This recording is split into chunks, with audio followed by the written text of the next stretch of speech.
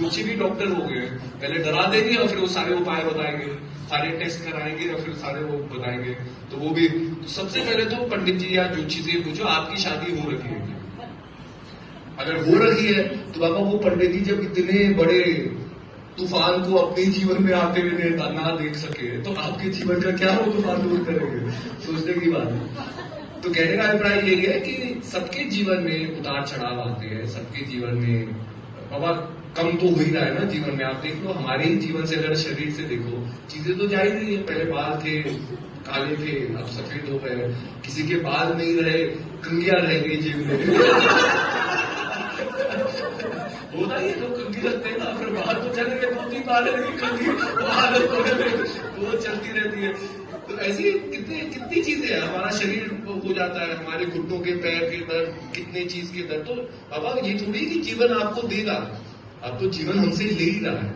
और हम सबको पता है कि एंड जो जर्नी है वो क्या जर्नी है।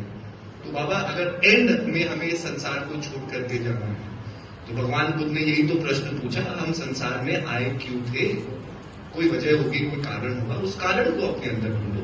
और जब हम अपने अंदर खोज करते हैं, जैसे बाइबल में भी कहा, knock and the door shall be open unto you, seek and you shall find. जब आप खोजोगे तभी आपको वो चीज मिलेगी, जब दरवाजा खटखटाओगे तभी दरवाजा।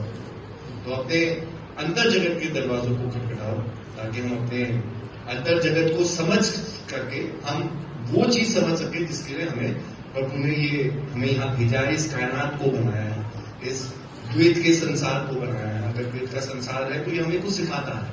तो जीवन में हम सीखे, जीवन में अपनी मन की पवित्रता से जीवन को जिए, वो सबसे श्रेष्ठ है, क्योंकि हमारा कर्म का लिखा जोखा हमारे साथ ही जाने वाला और वही चीज रहती है यहाँ पे। तो मैं यही कहूंगा कि खूब भजन सुमिरन करें। आपके तो अब हिमाचल का प्रोग्राम हो ही रहा है, माता जी की ऐसी कृपा है, कितनी जल्दी उन्होंने प्रोग्राम दे दिया, तैयारियां भी हो गई। बल्कि सांगला वाले तो मुझे लगता है 2 साल से वो इंतजार ही कर रहे थे कार्यक्रम के लिए। तो कार्यक्रम होगा तो मराठी सब लोग अब कल ही मुझे लगता है शिमला के लिए चलने वाले हैं, हम लोग भी 1-2 दिन में निकलेंगे यहाँ से, फिर सांगला कार्यक्रम है।